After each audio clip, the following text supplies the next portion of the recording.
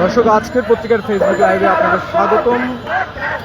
আমরা আছি বর্তমানে শাহবাগে। সেখানে আপনারা জানেন যে 46তম বিসিএসের প্রশ্ন ফাঁস এবং প্রশ্ন ফাঁসে জড়িত যারা ছিলেন তাদের বহিষ্কার এবং পিএসসি সংস্কারের দাবিতে কিন্তু শিক্ষার্থীরা অনশনরত ছিলেন রাজু ভাস্কর্যে। এবং আপনারা জানেন যে গতকাল কিন্তু অনশনরত অবস্থায় এক শিক্ষার্থী ঢাকা মেডিকেল কলেজে পরবর্তীতে অসুস্থতার দরুন তাকে ভর্তি করা হয় এবং কিছুক্ষণ আগে কিন্তু একইভাবে এক শিক্ষার্থী অনশনরত অবস্থা অসুস্থ হয়ে পড়েন এবং এর পরবর্তীতে কিন্তু তারা টিএসসির রাজু ভাস্কর্যে থেকে মিছিল নিয়ে তারা শাহবাগের দিকে অগ্রসর হয় এবং সেখানে ব্লকেট কর্মসূচি পালন করে।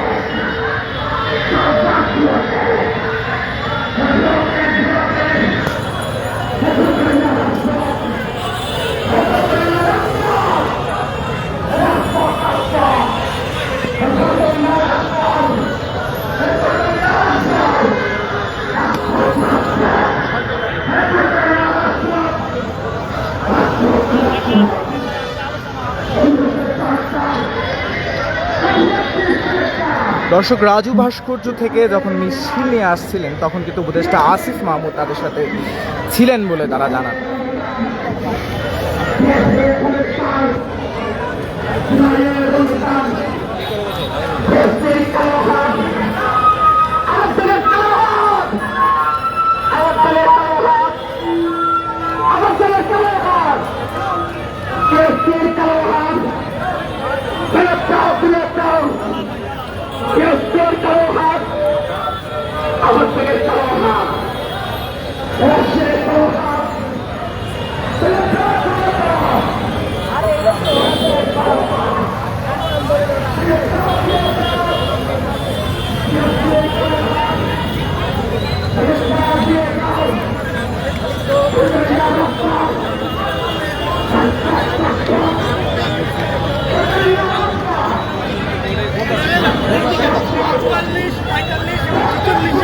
সেই ধারাবাহিকতা বজায় রাখতে হবে।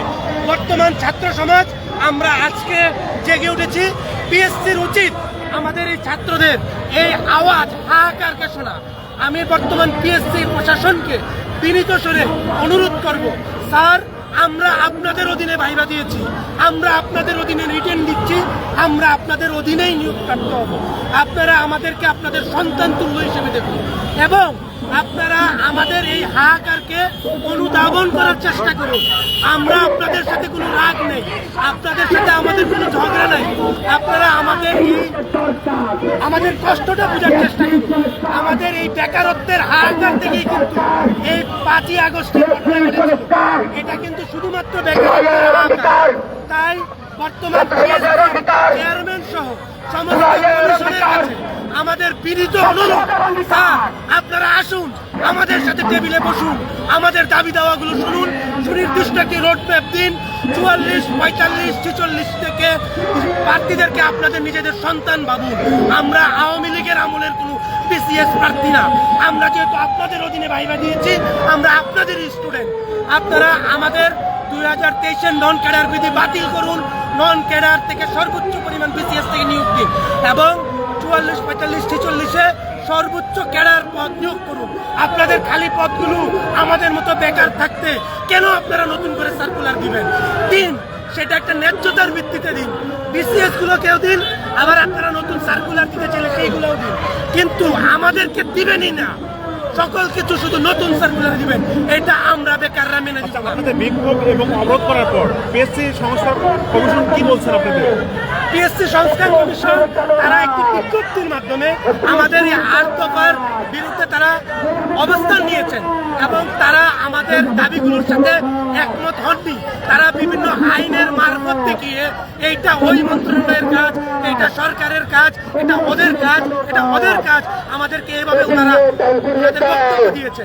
কিন্তু আমরা বিশ্বাস করি পিএসসি ছাত্রদের জন্য প্রতিষ্ঠান। আপনারা যদি ছাত্রদের জন্য রাজপথে না আসতে পারেন, আপনারা যদি জনপ্রশাসনকে বাধ্য না করতে পারেন, তাহলে আপনারা কিসের আমাদের অভিভাবক? আমরা কেন আপনাদেরকে শিক্ষক হিসেবে মান্য করব? কেন আপনারা আমাদের ভাইবা নেবেন? যদি আপনারা একটা বিসিএস মাত্র 1600 থেকে 1700 ক্যাডার পোস্ট থাকে, 11,000 ভাইবা প্রার্থী, আপনারা কি মাত্র 1500-1600 জনকে চাকরি দেওয়ার জন্য ভাইবা নিচ্ছেন? তাহলে আগের বিসিএস গুলোতে কিভাবে 4000-5000 করে নিয়োগ দিতে পারতেন? প্রশ্ন ফাঁস সম্পর্কে আপনি কতটুকু জানেন? প্রশ্ন ফাঁসের বিষয়গুলো যতটুকু মিডিয়ায় এসেছে, আমরা চাই এটা পুঙ্খানুপুঙ্খ এগুলোর তদন্ত হোক, এবং সেটা যদি সত্য হয়ে থাকে সেইটার বিরুদ্ধে, সেই অপরাধীদের বিরুদ্ধে, স্পেসিফিক অপরাধীদের বিরুদ্ধে আমরা চাই ব্যবস্থা গ্রহণ করা হোক। অপরাধীদের বিরুদ্ধে সমস্ত বিসিএস এই জন্য দায়ী না, এটা আমাদের বক্তব্য। আমরা যারা বিসিএস প্রার্থীদের কষ্ট বুঝি। হয়তো বা 46 বিসিএস এর প্রশ্ন বেশি পাস হয়েছে, পিএসসির উচিত সেটা কিভাবে সমাধান করবে সেটা যৌক্তিকতা তুলে ধরে ব্যাখ্যা দিয়ে, সুষ্ঠু সত্য ব্যাখ্যা দিয়ে সেটার প্রতিরোধ করা। কিন্তু পিএসসি যেটা বলছে যে প্রশ্নই ফাঁস হয়নি, এটা একটা অবান্তর কথা। তাদের উচিত ছিল সত্যের পক্ষে অবস্থান নেওয়া। জি, অত্যন্ত ধন্যবাদ। এখানে আন্দোলনের সাথে সারা বাংলাদেশ। দর্শক, যেমনটা শুনছিলেন, প্রশ্ন ফাঁসে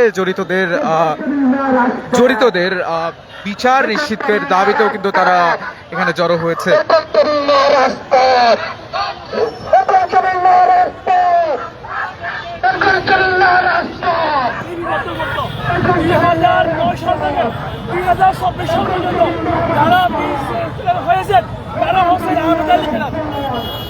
ক্লিয়ার 1973 সালে যারা বিএসএস হয়েছিল তারা আছে দুপাইল ক্রীড়া 2009 থেকে 2024 সাল পর্যন্ত যারা বিএসএস হয়েছেন প্রশ্ন পাস করে তারা আছে আবেদন লিখিলাম। আচ্ছা, বিশেষের শিক্ষার্থীরা রাস্তা অবরোধ করে, এতে সাধারণ জনগণ এবং শিক্ষার্থীরা কি ভাববে? এটা আমি ব্যক্তিগতভাবে আজ থেকে 2 বছর আগে পিএসসিকে আমরা স্মারকলিপি দিয়েছিলাম, পিএসসি সেই দাবি শুনে নাই। বর্তমানে পিএসসি চেয়ারম্যান মোবাশ্বের স্যার এই কমিশন দায়িত্ব নেওয়ার পর গত 17 ডিসেম্বর আমরা দ্বিতীয়বার স্মারকলিপি দিয়েছি, তখনও শুনে নাই। অবশেষে আমাদেরকে রাস্তায় নামতে হয়েছে। যদি আমাদের দাবি আগে মেনে নিত তাহলে আজকে আমাদেরকে রাস্তায় আসতে হতো না। ক্লিয়ার?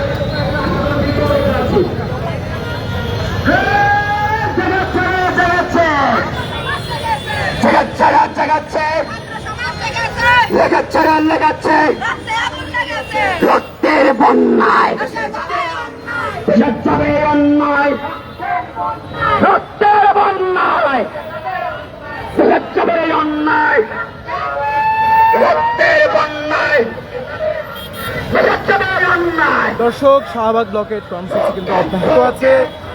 পিএসসি সংস্কারে শিক্ষার্থীরা যে রাজু ভাস্কর্যের পাদদেশে অনশনরত ছিল, সেখান থেকে কিন্তু তারা মিছিল নিয়ে শাহবাগের দিকে অগ্রসর হয়ে শাহবাগ ব্লকের কর্মসূচিকে পালন করে।